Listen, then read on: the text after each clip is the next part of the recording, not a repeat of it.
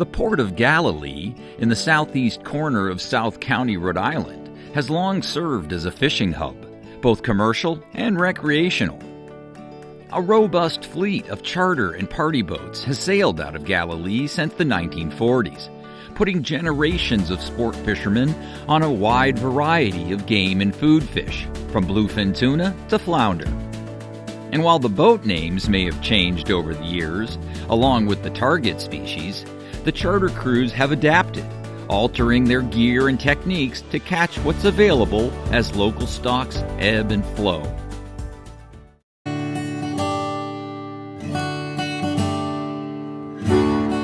Captain Kelly Smith has witnessed a lot of these changes firsthand. A charter captain since 1989, he runs the Sea Devil II, a 37-foot Duffy Downeaster that allows him and mate Gibb Randall to put their customers on everything from tuna and shark to fluke and striped bass.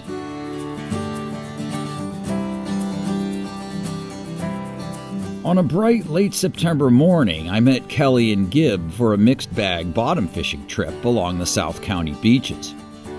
After casting off, we idled past the commercial docks and through the breachway, built in the early 1900s to allow safe, reliable passage between Point Judith Pond and the open ocean.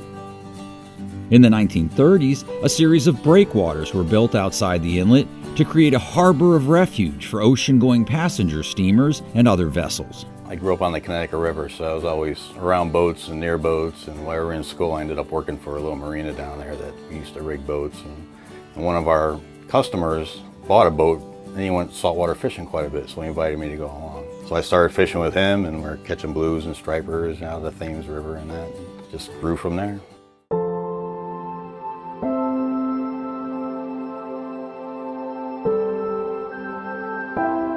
The month of September marks a transition between the summer and fall seasons for South County anglers.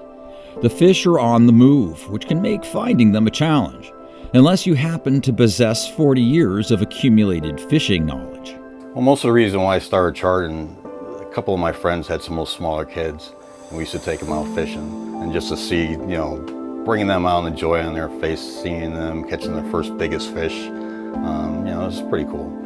And we get a lot of people from like the Midwest and upstate New York or whatever, and bringing their 10-year-olds or 11-year-olds out, and they catch 32, 34-inch stripers. It's a thrilling. They're going to remember that forever.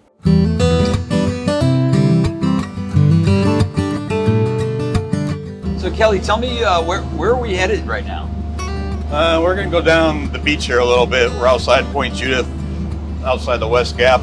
We're going to go down about 5 miles, a spot called Nebraska Shoal. It's a little high rocky area. We're going to try and see if we can find some tautog.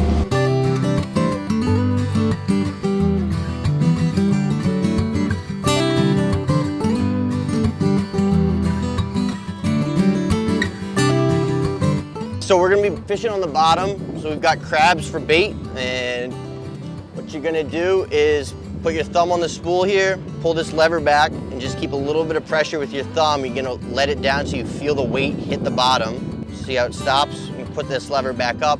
And you wanna keep the weight, if you wanna feel it tapping on the bottom, but you wanna keep the line tight so you can actually feel them biting. These guys are the most frustrating fish to catch. They have a crusher in their throat, and they'll actually suck the crab in, crush it, and spit it out. So it's on that first little tug is when you gotta set the hook. What the trick is, usually set the hook before you actually feel it.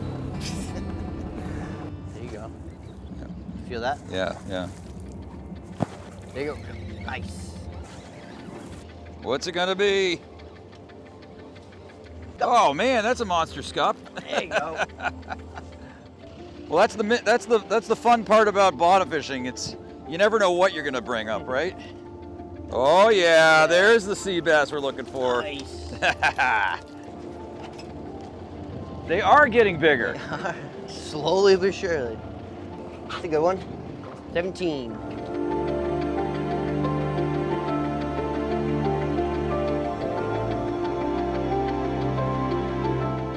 We're pretty lucky to have Block Island so close. It's only 7 miles off our coast. It holds a ton of fish, ton of bait, pretty much the whole season. If the weather's bad, we can still get in the lee side of the island and still get people out and enjoy themselves.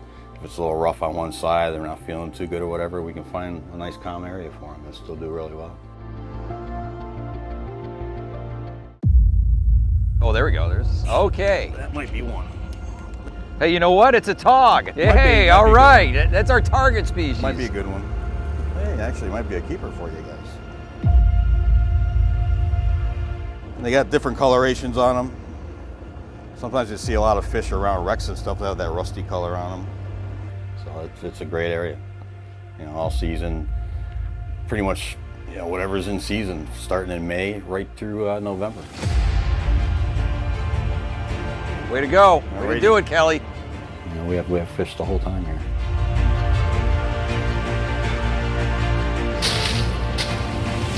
That's a real one. Oh, yeah, man. That's a real one. Nice.